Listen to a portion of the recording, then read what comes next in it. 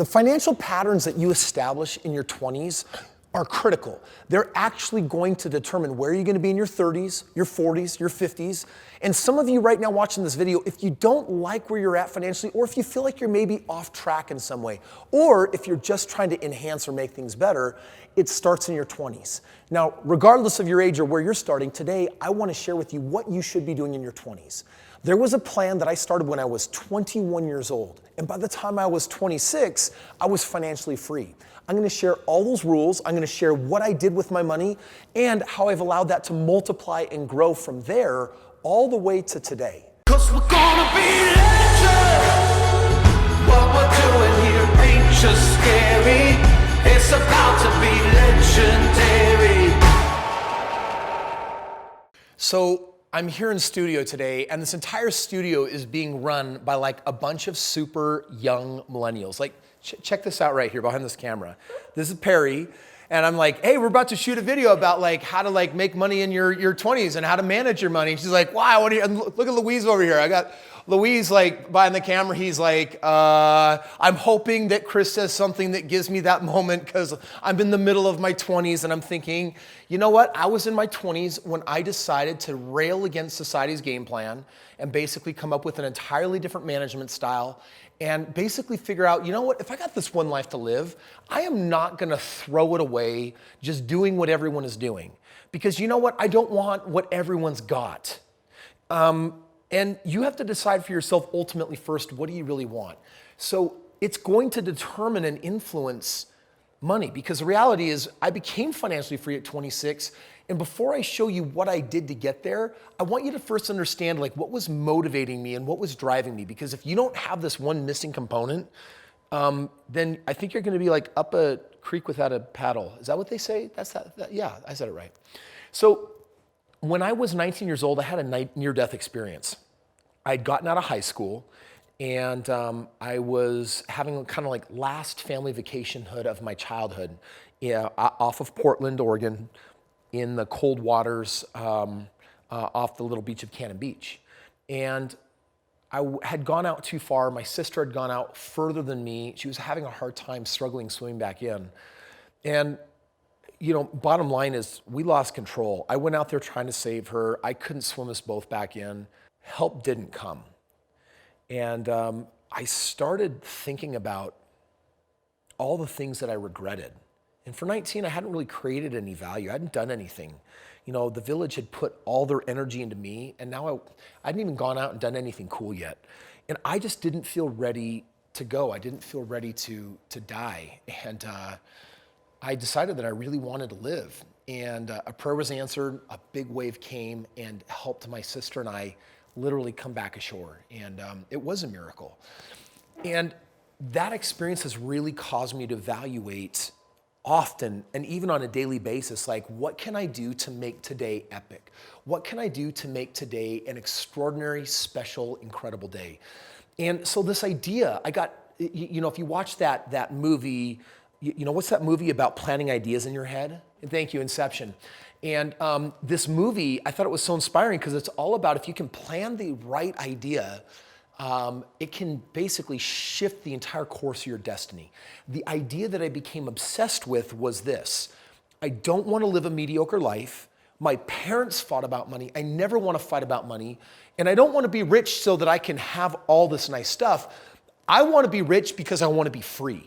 I want to have the money so I can live life on my terms. And that was the idea that like it possessed my soul.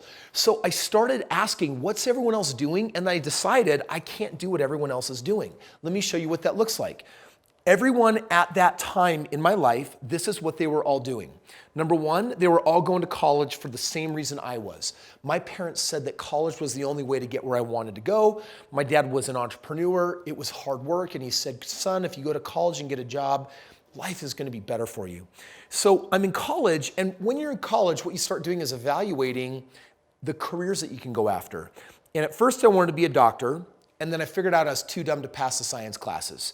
So then I was dumb enough to think, oh, I'm going to be a dentist. But then I learned it's the same science classes. So that one lasted like a week.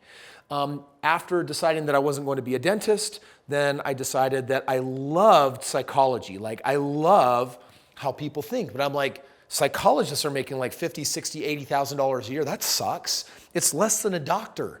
And then I was like, well, I love teaching, so I'll be a teacher. And then I'm like, oh my gosh, teachers are like one of the most noble and underpaid positions on the planet. Then I was like, oh, maybe I want to go into marketing. I looked at all of these careers, and here's what they all share in common. You're going to make between $50,000 and $200,000 a year. And this is what I saw. This is the problem. This is the problem. You see, that kind of money, that does not allow you to live the life that you want.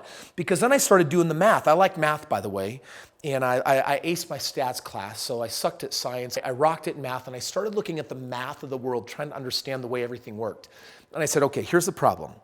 Very few people make $100,000 a year, but if you do make $100,000 a year, it's still not a lot of money. Because bottom line is, you're probably going to max out at a $3,000 a month mortgage, which means that you can afford, I don't know, maybe like a $400,000 home. So I'm like, okay, it's nicer than average. It's not crazy nice. I'm like, you might be able to take 1 to 2 vacations, and these aren't going to be lavish. You'll get to drive, 1 to 2 basic cars, and then you have a job. Now, of everything on this list, do you know what was the most upsetting to me? It was this job thing, because the job thing wants 40 hours of my prime time every single week. So I started looking at the system. I'm like, hey, this kind of sucks.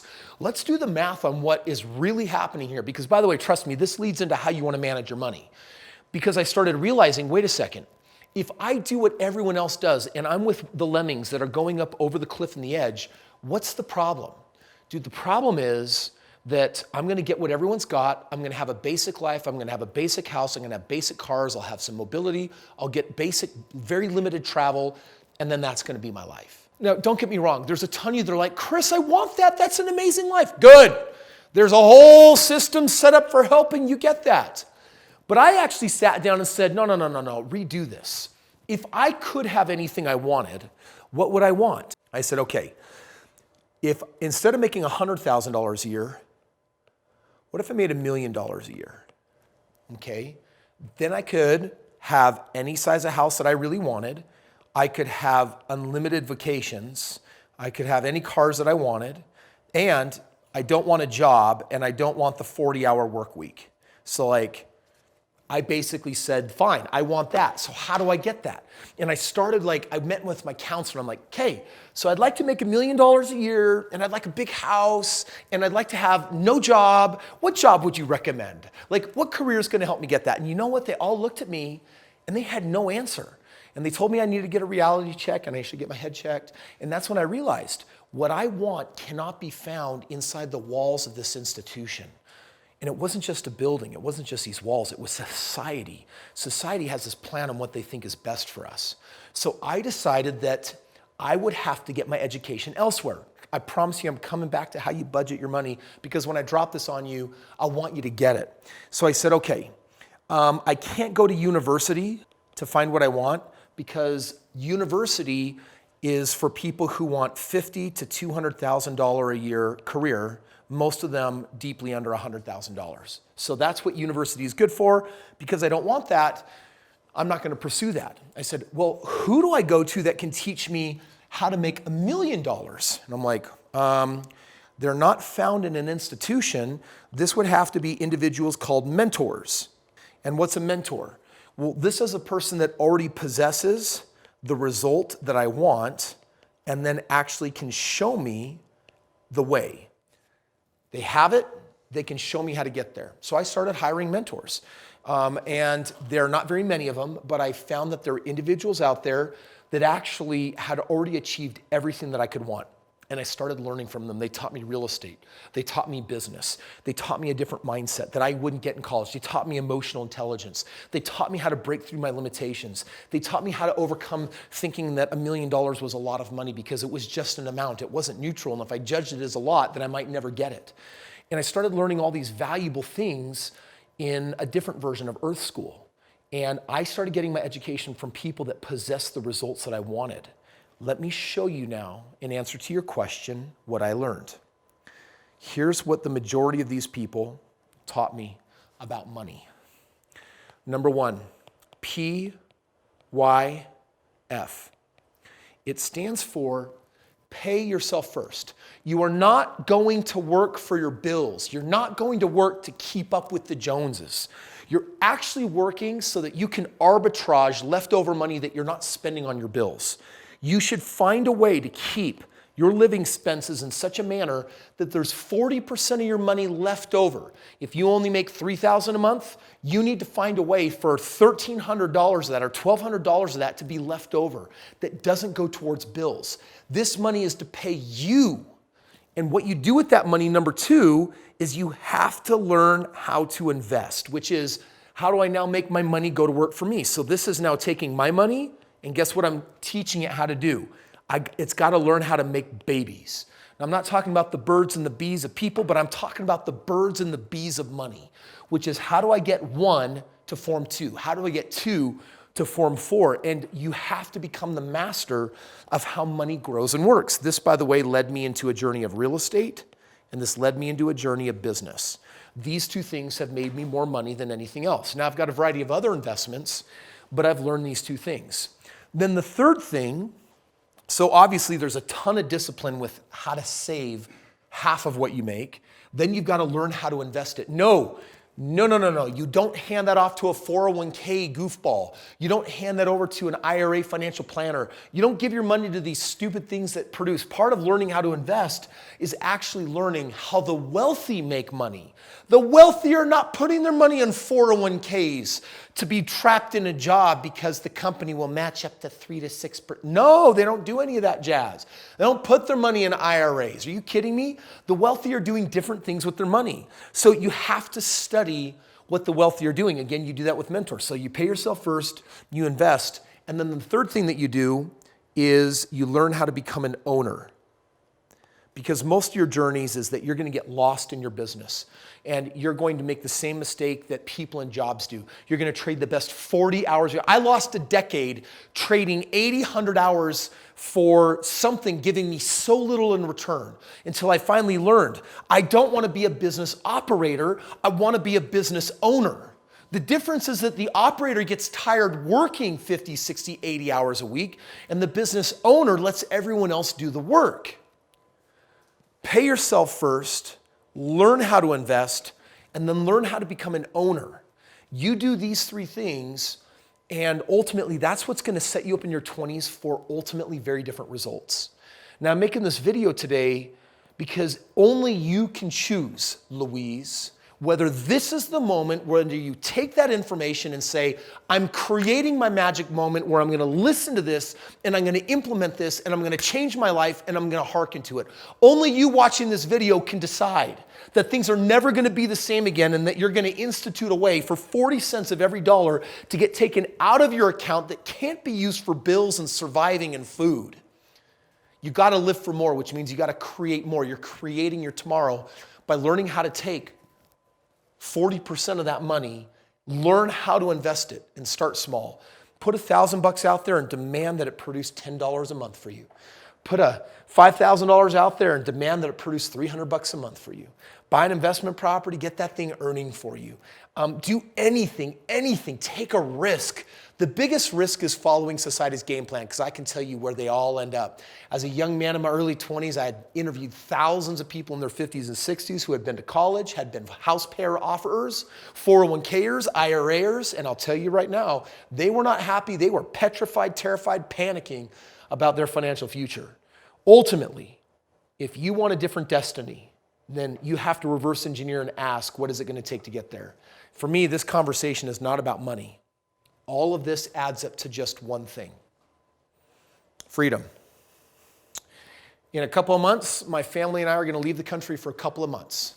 We're literally going to start in Hawaii. We're going to island hop. We're flying in our private teacher to work with them a little bit. We're going to go do Pearl Harbor, the PCC, road to Hana, helicopter back. Then we're going to hop over to Fiji. Then we're going to hop over to Australia. We're going to go over to Melbourne. We're going to drive up the entire coastline. We're going to go to the interior. We're going to visit the Aboriginals. We're going to wind up on the other side. And we're just going to see the world. We're going to tour the world because that's what I want. For me, my freedom is to take my kids around the world and learn. the way other people live and learn what they learn, and then to bring in the best experts so they can learn from the masters. Now, you want something different than me, and you should. That's the beautiful thing about freedom. We can all want something different. But if you're wondering how to manage your money in your 20s, this is what I learned. And ultimately, this means that you have the possibility for living the life that you want. Whatever you want, in most cases, not all, it's going to take money. And money equals options, and options equal freedom. So if you want more freedom, you want more options. If you want more options, you need to master the game of money, which means this is the time in your life when life will never get as cheap as it is right now, and learn how to live below your means, take the extra, invest it. My friends, that's the message for today's video. I hope you liked it. I designed it all for you, and I shot another video. It's got several million views, and it's all about what I did to achieve my financial freedom by the age of 26. Beyond this advice, there were 5 more things that I chose to do, and I reveal them in this next video that you can check out. And it's actually a 4-part series showing you specifically how I leverage wealth in the game of real estate. So I want you to click on the video up here in this corner. It'll take you over there. It'll show you exactly how to do it. And for those of you that want to get a copy of my book, learn more from me and my team, all those links are in the description below. But I want you to watch this next video because it's going to piggyback right on what we've been talking about today. It's designed to help you achieve your destiny.